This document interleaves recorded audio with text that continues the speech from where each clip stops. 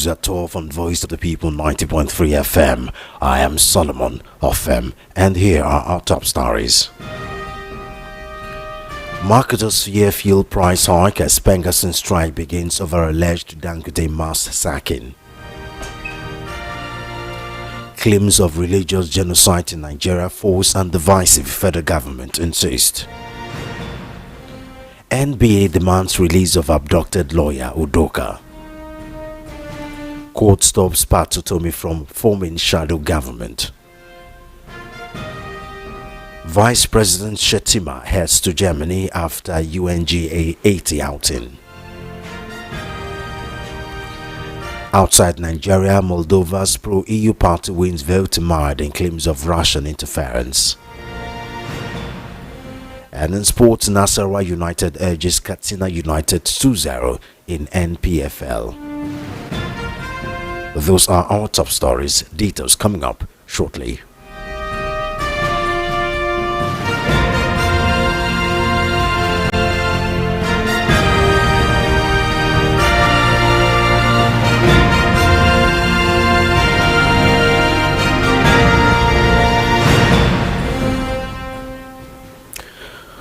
We begin the world news at 12 with story that Nigerians may feel tougher days ahead and may face tougher days ahead as the nationwide strike declared by the Petroleum and Natural Gas Senior Staff Association of Nigeria, Pengassan, begins from today, Monday, threatens to unleash a twin blow of soaring petrol prices and widespread electricity blackouts. The union's directives to halt crude oil and gas supplies to the Dangote refinery, petroleum refinery, has sent shockwaves through the energy sector, with oil marketers warning of severe disruptions in fuel distribution. This move is expected to choke the domestic market, drive up demand and prices. Compounding the crisis, power generation companies have announced a complete shutdown of all terminal plants, a direct fallout of the strike. With terminal stations producing more than 70% of Nigeria's power supply, the development threatens to plunge the nation into darkness, crippling economic activities and plunging millions of households and businesses into deeper strain unless the federal government intervenes. On Sunday, Pengassan announced a nationwide strike, instructing all its members in various offices, companies, institutions and agencies to cease all servicing starting from 12:01 a.m. on Monday, September 29, 2025. The union also directed members stationed in various fuel stations and locations to down to from 6 a.m. on Sunday, September 28, and commence a round-the-clock prayer vigil. The emergency decision followed the sack of over 800 Nigerian workers at the Dangote petroleum refineries. In a strong worded resolution signed by Pengassan General Secretary Lumumba Okugbawa, the union accused the refinery of violating Nigerian labor laws and International Labour Organization conventions by sacking workers for joining the union. It alleged the dismissed workers had been replaced by foreigners. The union also accused military personnel of blocking its members from cutting gas supplies to the facility.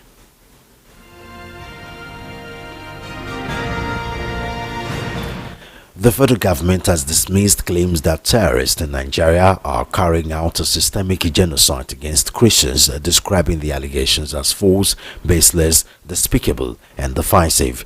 In a statement on Sunday, the Minister of Information and National Orientation, Mohammed Idris, said portraying Nigeria's security challenges as a targeted campaign against a single religious group is a gross misrepresentation of reality.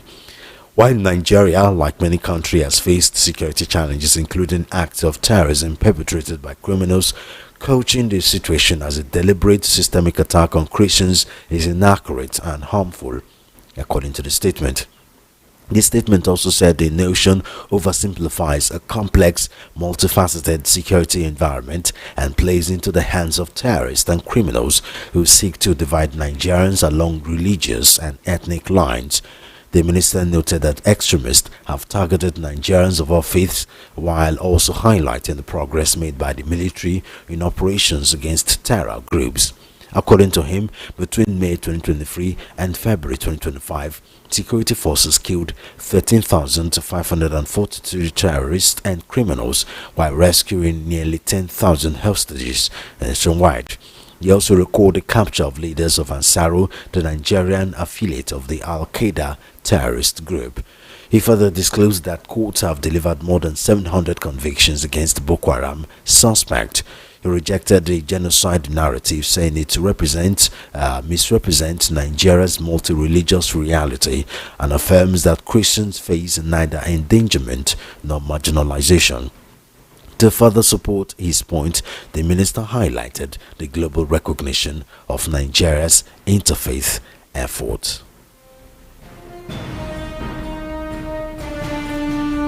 The Nigerian Bar Association (NBA) has demanded the release of Peace Udoka, a young lawyer abducted with her sister by gunmen in Kogi State a day after her call to the bar. Udoka, a member of the National Youth Service Corps member in Kogi, was kidnapped along the Lokoja-Okene highway while traveling from Abuja to Benin City.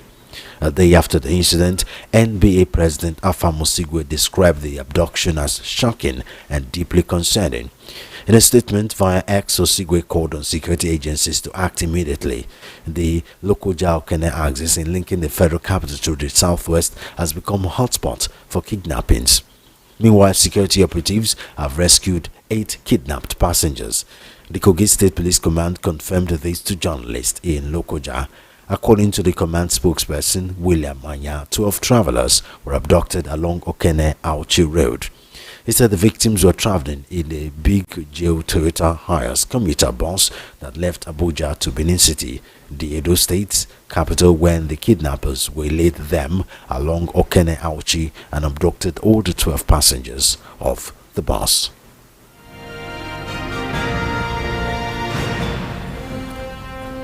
The Federal High Court in Abuja on Monday barred Patsotomi from establishing a shadow government in the country, describing the move as unconstitutional and void. Justice James Omotosho, in a judgment, upheld the arguments of the Department of State Services that Otomi's action portends danger to the peace and security of Nigeria. Justice Omotosho said he had perused the country's constitution and there was no part that supports the formation of a shadow or parallel government.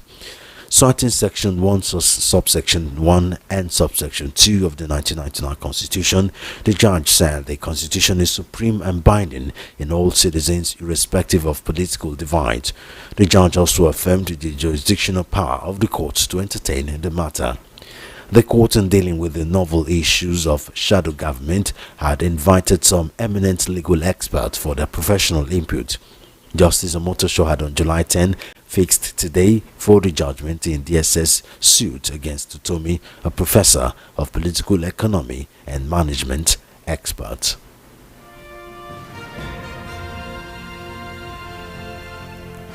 Vice President Kashim Shettima departs New York, United States, after representing President Bola Tinubu at the 80th session of the United Nations General Assembly.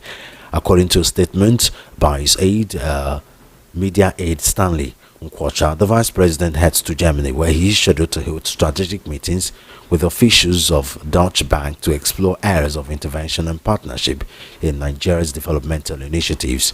Nkwocha said that during his participation at UNGA 80, VP Shettima secured UN Secretary General Antonio Guterres' commendation for Nigeria's bid for a permanent UN Security Council seat. He also showcased Nigeria's $200 billion energy transition opportunity to global investors and strengthened partnership and strategic partnerships with the UK on trade, defense and migration issues. The Vice President delivered President Tinubu's national statement calling for UN reforms and a permanent seat for Nigeria at the UN Security Council, even as he demanded Africa's control over its 700 billion naira mineral wealth and digital inclusion initiatives. He also engaged with Gates Foundation on healthcare and education expansion, positioning Nigeria as the national hub for African continental free trade areas, $3.4 trillion market.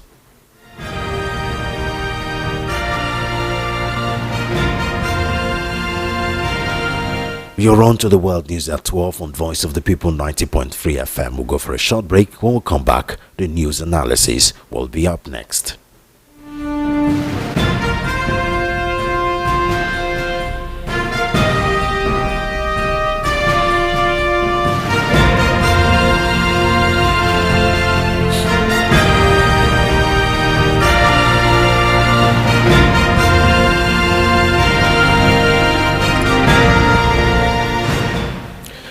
If you're just tuning in, this is Voice of the People, VOP 90.3 FM, and you're listening to the World News at 12. Joining me to help analyze our news item is Peter Anosike. Our current affairs analyst is also an academic doctor with PhD on consulting and profit management from Brunel University in the state of Delaware, United States.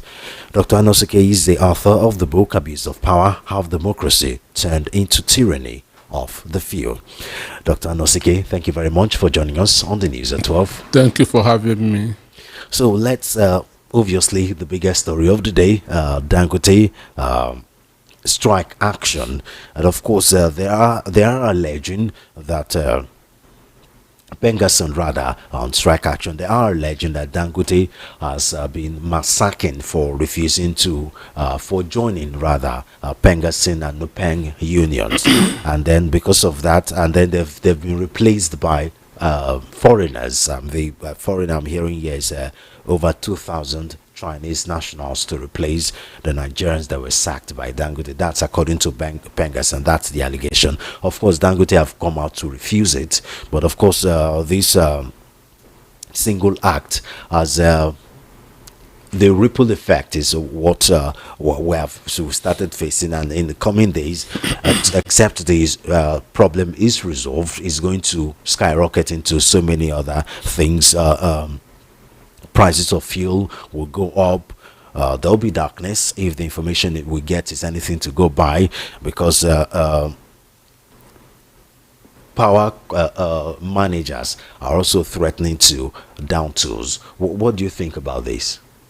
The issue is this: Dangote did not refute it. What Dangote did is to say that the number that Pengassan was claiming was sacked was not really the number. But the truth is that they accepted that some people were retrenched because due to sabotage, according to them. I don't know of sabotage. That's what they said. That some Dangote workers are sabotaging operations in the Dangote refinery. To kill a dog, you must give it a bad name. So I feel that's what the Dangote company is doing, just to give a dog a bad name in order to. So for me, union is acceptable in any company that has more than 50 workers. So Dangote ought to have unions in all his companies. Dangote is supposed, going to the ILO, Dangote is supposed that to have unions in his companies, not just the refinery, but the cement, the bags, and the other ones. So why is he saying no? Why is he saying no? Because as a journalist, you belong to NUJ. Understand? Lecturers belong to ASU. So these are unions that caters for the workers, for the welfare of the workers. So unions are very, very important. Without unions, employees will be treating workers anyhow. So unions are very, very important, and I wonder why Dangote, for more than 30 years now, has been refusing for the workers under him to be in unions. So it's not right at all. Is it the same thing with these other companies besides Dangote? Because I've not heard any situation like that in other companies, in other of his companies. Because they are afraid to complain.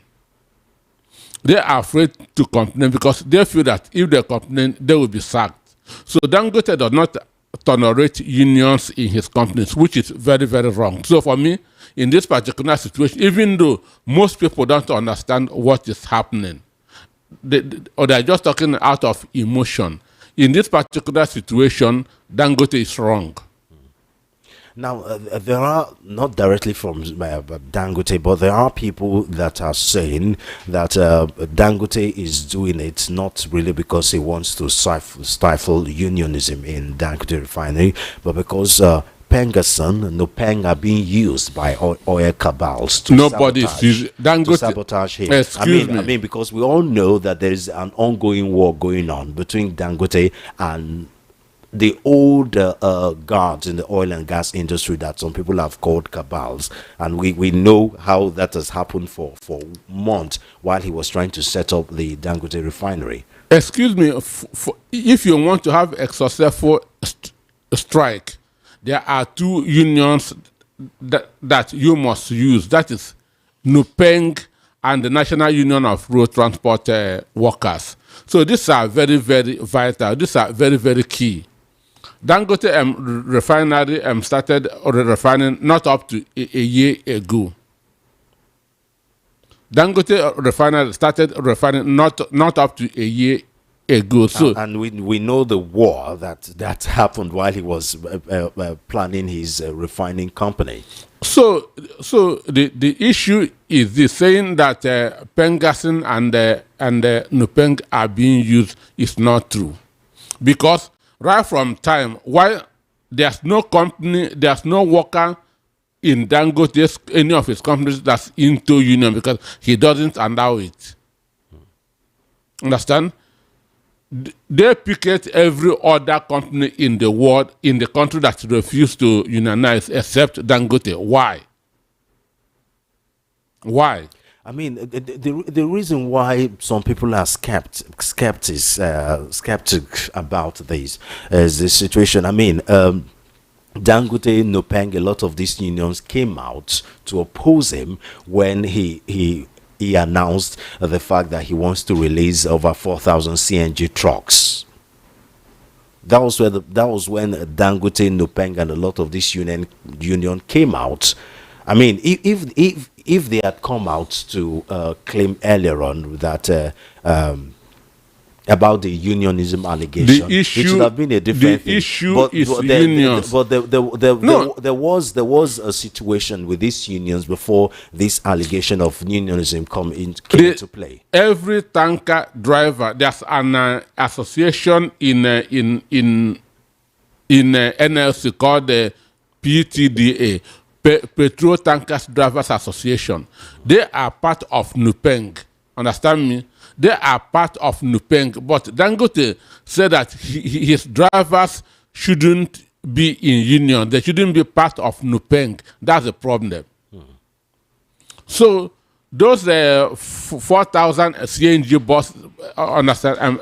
The driver should be part of Nupeng. That's under Petroleum Tankers Drivers Association. This is what Dangote opposed, and that's what leads to all this thing that is happening. So the issue is union. Every other thing is distraction.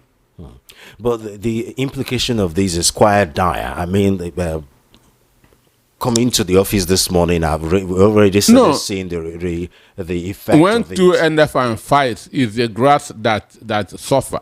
Understand? This is going to affect the price of petrol, and you know, once petrol goes up, it affects every other thing in the country. Once petrol goes up, transport will also go up, and the market woman is also likely to increase the price of her own foodstuff. So that's why this, and I know that federal government has called them into a meeting. Yeah, there's supposed to be a meeting. Yeah, so I pray that it should be resolved equitably. Understand? I feel that it should be resolved equitably, not the kind of one that they did before, that they called Dangote called DSS to intimidate. Was it Dangote that called GSS or the federal government? AHOS. It's the federal government that invited DSS, not Dangote. Excuse me, Dangote called DSS to intimidate those people. What power does Dangote have to call invite the DSS? I mean, maybe you don't understand that the country or you are in. We have individuals who are far more powerful than institutions. I don't want to believe Dangote is more powerful than the federal government. I mean, this kind of federal government that we're seeing, that people are crying, that they're trying to force out come 2027. That kind of federal government, you think, can be less powerful than a Dangote? That's very difficult in to Nigeria, believe. we have individuals who are more powerful than institutions. Okay, let's quickly move to the second topic for discussion. Obviously, another story that have garnered attention is allegations and comments and insinuation that of systemic genocide against Christians in Nigeria, and of course the federal government have come out to react to it, saying it is false, baseless, despicable, and divisive. What do you think about that? For me, I don't. I would not want to agree that that it is official. Understand? Maybe that government is behind it. I will not agree to that. No, the report is not saying government is behind it. It's saying the insurgency happening in Nigeria, the Boko Haram, the herdsmen, Fulani herdsmen, and the bandits. No, what I'm talking about They're is the one causing the genocide of killing Christians, especially in the northern part of Nigeria. The systematic killing. Understand me? Systematic means it has the backing of an establishment. Understand? Okay. But they said there's no smoke without fire.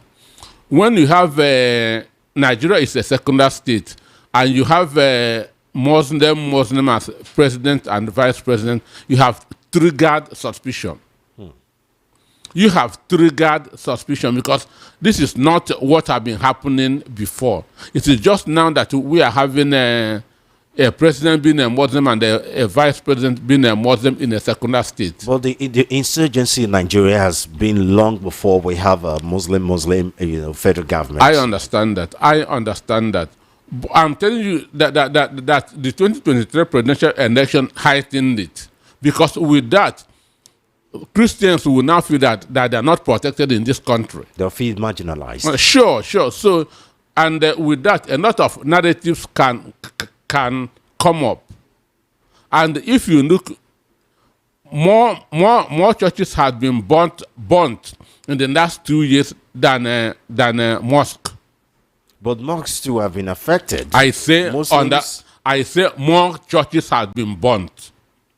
More churches have been burnt in the last 2 years than mosque. But I don't want to say that government is behind it. But we can accuse government of inaction. Understand? Not making deliberate effort to protect the churches and to protect the Christians. Understand? Because neutrality favors the oppressor, not the oppressed. So when something is happening and you fold your hands, you might be accused of supporting. But I would not want to agree that that's a systematic killing of Christians in the country. Because in information, I mean, if the information we've gathered over the years about, I mean, starting from Boko Haram and then it's metamorphosed into bandit and Fulani herdsmen, is that while on one hand we can't exactly say what they want, on the other hand there are informations that these are people that are killing both Christians and Muslims that do not believe in their brand of Islam. So they are killing anybody and everybody that they see. So they are not targeting anybody. So just like these bandits that kidnap buses in transit, there's no evidence that the buses contain Christians or Muslims. Definitely. So for me, that narrative, I'm not really in support of it. But we can accuse government of inactive. Because when you watch the number of priests that are being kidnapped, that are being killed, and so on and so forth. So Nigeria is a secular state. There should be protection of those who every have religion. faith. Understand? And we shouldn't be having an unbalanced people in power. That's having both Muslim president and Muslim vice president. Okay, thank you very much, Dr. Anosike, for your time. Unfortunately, we have to go. Thank you very much. Yeah, thank you for having me. That was Peter Anosike, a current affairs analyst. He's also an academic doctor with PhD on consulting and profit management from Brainerd University in the state of Delaware, United States. He is also the author of the book Abuse of Power: How Democracy Turned into Tyranny of the Few. And for a quick look at what's happening outside Nigeria, the pro-European party of Moldovan President Maya Sandu has claimed victory and a new majority in parliament in elections seen as critical for her country's future path to the EU. Sandu had warned of massive Russian interference after voting, saying the future of a country flanked by Ukraine and Romania was at stake. Igor Grosu, the leader of Sandu's Party of Action and Solidarity (PAS), said it had been an extraordinarily difficult battle and that Russia had thrown everything it had at the election. PS secured 50% of the vote, with 99.9% of the 1.6 million votes counted so far, far ahead of the pro-Russian Patriotic Electoral Bloc on under 25%. Turnout was 52% higher in recent years. One of the main opposition leader, Igor Dondon, had claimed victory even before result came in and called for protest outside Parliament on Monday. European Commission President Ursula von der Leyen welcomed the result. Quotes, "You made your choice clear: Europe, democracy, freedom." End of quote, she wrote on X.